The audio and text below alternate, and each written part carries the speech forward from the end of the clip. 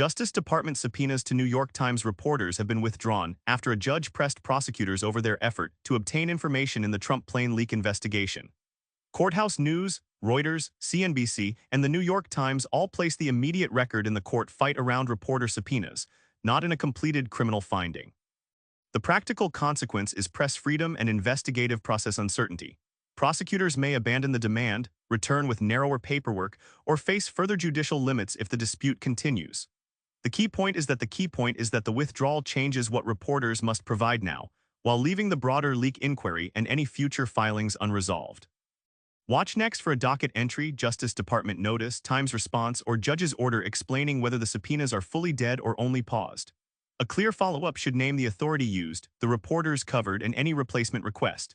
Until then, the sourced record is a court pressure reversal in a sensitive leak probe, with the next legal document deciding the practical boundary. The next docket record should also show whether prosecutors keep the underlying leak inquiry active after dropping this demand, and the next dated filing should also show whether prosecutors keep the underlying leak inquiry active, narrow it, or close this subpoena track entirely. A related account of the New York Times subpoena fight says the Justice Department dropped demands for reporters' information after pressure from the judge overseeing the dispute. Courthouse News, Reuters, NPR, and the Times coverage point to the same core development. Prosecutors stepped back from a contested request involving reporting on the Trump plane leak matter. The stakes are narrower than a broad political clash but still important, because newsroom subpoenas test how far investigators can go when confidential reporting and government leak inquiries collide. Viewers should separate the confirmed action from speculation. The department has withdrawn these demands, while the court record still has to show whether any similar request returns. Watch next for the judge's written order, a Justice Department explanation, a Times filing, or a public statement clarifying the scope of the retreat. If a later docket entry sets conditions, it will show whether this becomes precedent for similar reporter subpoena fights. For now, the document trail shows a tactical retreat under judicial scrutiny, not a final rule for every leak investigation. The next filing should also show whether similar newsroom demands remain pending in the same investigation. And the next docket update should show whether similar newsroom demands remain pending, withdrawn, or rewritten under the judge's pressure in this case record. New tariff measures are moving into effect as the administration cites forced labor concerns and the end of temporary 10% tariff treatment for many trading partners. Reuters, the New York Times, CBS News, and The Guardian frame the story around duties affecting dozens of nations and the mechanics of how customs officials apply them. The viewer consequence is practical. Importers need product categories, effective dates, exemptions, and guidance before they can price goods or decide whether to reroute supply chains. The biggest uncertainty is whether the tariff program stays as announced, faces court challenges, or becomes bargaining leverage in trade negotiations. Watch next for a Federal Register notice, customs and border protection guidance, affected country responses, and any lawsuit challenging the legal authority. A strong update should identify which goods are covered and whether companies can document forced labor compliance to avoid the duty. Until those records appear, the source story is a major tariff action with implementation details still deciding the cost felt by businesses and consumers. Companies will also watch whether customs officials publish compliance forms before shipments reach ports.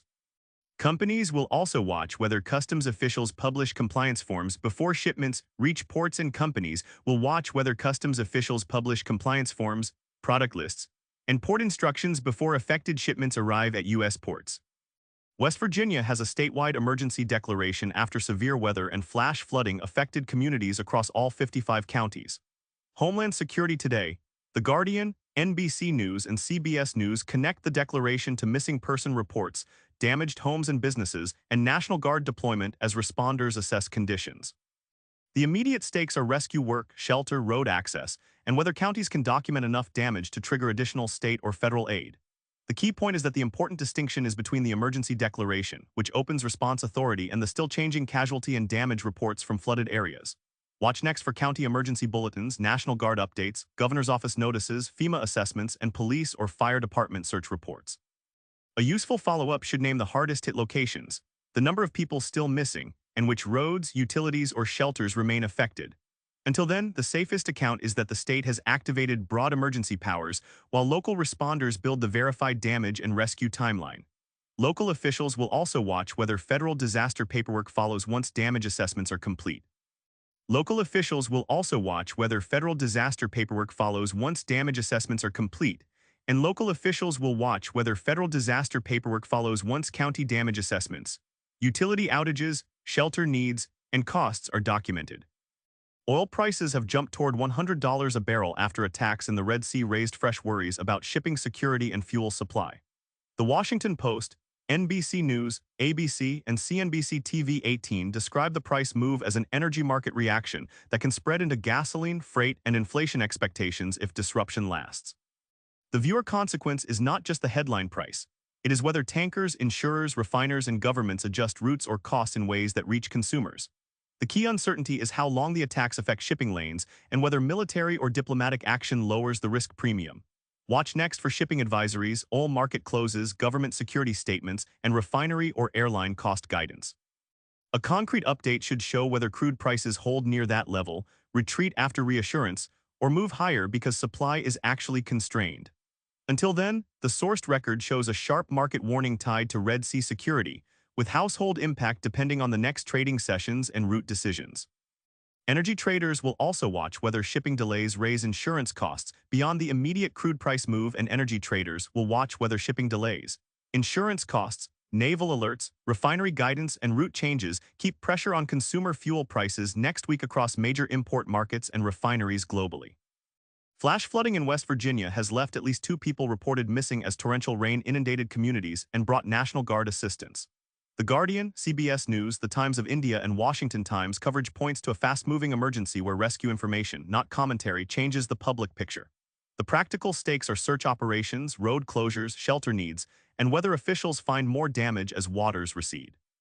Viewers should treat the numbers as provisional because flood events often revise casualty, missing person, and infrastructure reports after crews reach isolated areas. Watch next for county emergency management updates, police search notices, National Guard deployment details, and state transportation reports on washed-out roads. A useful record will identify the missing people if authorities release names, describe the rescue zones, and say whether additional rain is expected. Until then, the confirmed story is a dangerous flood response in West Virginia, with the next official rescue bulletin deciding whether the situation is stabilizing or worsening. Emergency managers will also watch whether new rainfall warnings force additional evacuations or shelter openings. Emergency managers will also watch whether new rainfall warnings force additional evacuations or shelter openings, and emergency managers will watch whether new rainfall warnings, washed-out roads, shelter openings, damage surveys, and utility outages force additional evacuations today statewide if needed. Reports about U.S. troop deaths connected to the Iran war now include questions about how the Pentagon website lists service members and whether recent deaths appear differently online. Reuters, The New York Times, The Guardian, and The Hill connect the issue to official casualty records, public return ceremonies, and the way families and the public see military loss documented. The consequence is sensitive because casualty lists are both public accountability records and personal records for service members' families. Viewers should avoid treating website changes alone as proof of a policy shift. The verifiable issue is what the Pentagon says about the list, the dates, and any omitted names. Watch next for a Defense Department explanation, archived roster comparison, family notification statement, or congressional question about record keeping. A clear update should state whether the apparent change was technical, procedural, or an intentional revision. Until then, the sourced account is a discrepancy around official presentation of deaths, with the next Pentagon record deciding what changed and why. Lawmakers will also watch whether the department updates casualty pages consistently after public questions, and lawmakers will watch whether the department updates casualty pages consistently, explains archive changes, and answers public questions from families, committees, veterans groups, reporters, and Defense Department recordkeepers this week in writing under oath publicly. The administration says a Saudi nuclear deal would depend on Riyadh normalizing relations with Israel, adding a major diplomatic condition to talks over civil nuclear cooperation. Reuters, France 24, CNBC, and the Financial Times describe the issue as more than a technology agreement because enrichment limits, regional recognition, and U.S. security commitments can become linked. The viewer consequence is that a nuclear pact may move only if negotiators can also show progress on Israel-Saudi relations and safeguards acceptable to Congress. The uncertainty is whether Saudi officials accept that linkage or keep nuclear cooperation separate from recognition. Watch next for State Department language, Saudi statements, Israeli responses, congressional review signals, and any draft cooperation text naming enrichment rules. A useful update should explain whether the condition is a firm prerequisite or negotiating pressure. Until then, the sourced record shows diplomacy with multiple locks on it. Nuclear terms, regional normalization, and U.S. political approval all have to align before a deal can advance. Diplomats will also watch whether the condition appears in written negotiating text or only public statements from Washington, Riyadh, and Jerusalem. And diplomats will watch whether the condition appears in written negotiating text, congressional briefings, safeguards language, or only public statements from Washington, Riyadh, and Jerusalem during talks this month ahead publicly. Ukraine and Russia traded attacks deep behind the front line, with reports of several deaths and strikes on logistics or warehouse targets far from immediate battlefield positions. Reuters, Al Jazeera, Kyiv Post, and Hindustan Times frame the story as a widening strike pattern rather than a single isolated battlefield update. The practical consequence is pressure on civilians, supply networks, air defenses, and any diplomatic effort that depends on containing escalation. Viewers need verified locations and casualty records because claims about deep strikes can move faster than independent confirmation. Watch next for regional governor statements, military briefings, emergency service casualty updates, satellite or local verification, and any response from Moscow or Kyiv about retaliation. A strong follow-up should identify the targets, whether civilians were killed and whether infrastructure or warehouses remain burning or disrupted. Until then, the sourced account is that both sides are reaching beyond the front line, with the next verified field reports deciding the scale and significance of the attacks. Civilians near the affected regions will also watch whether air defense alerts and evacuation orders expand. Civilians near the affected regions will also watch whether air defense alerts and evacuation orders expand, and civilians near the affected regions will watch whether air defense alerts, evacuation orders, casualty records, and infrastructure reports expand after verification from officials today.